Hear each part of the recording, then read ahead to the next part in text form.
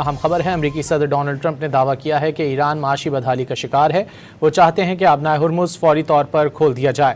Trump نے کہا کہ آبنائے ہرمز کی ناکہ بندی سے ایران کو یومیہ $500 ملین کا نقصان ہو رہا ہے۔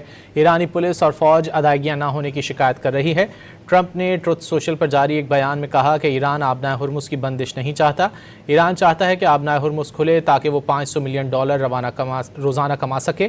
یہی وہ رقم ہے جو آبنائے ہرمز بند ہونے کی وجہ سے ایران کھو رہا ہے۔ انہوں نے کہا کہ امریکہ نے آبنائے ہرمز کی مکمل ناکہ بندی کر رکھی ہے۔ ایرانی صرف فیس سیونگ کے لیے کہہ رہے ہیں کہ آبنائے ہرمز بند رہے۔ 4 روز پہلے لوگوں نے ان سے رابطہ کیا اور کہا کہ ایران آبنائے ہرمز کو کھولنا چاہتا ہے۔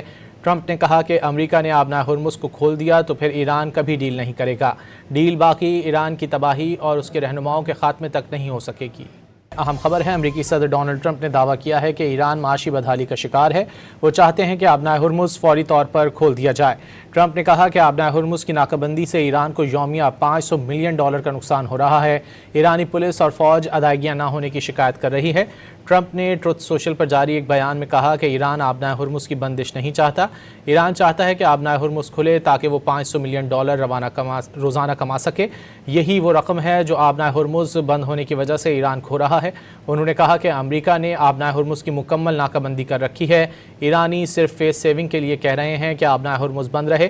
4 روز پہلے لوگوں نے ان سے رابطہ کیا اور کہا کہ ایران آبنائے ہرمز کو کھولنا چاہتا ہے۔ ٹرمپ نے کہا کہ امریکہ نے آبنائے ہرمز کو کھول دیا تو پھر ایران کبھی ڈیل نہیں کرے گا۔ ڈیل باقی ایران کی تباہی اور اس کے رہنماؤں کے خاتمے تک نہیں ہو سکے گی۔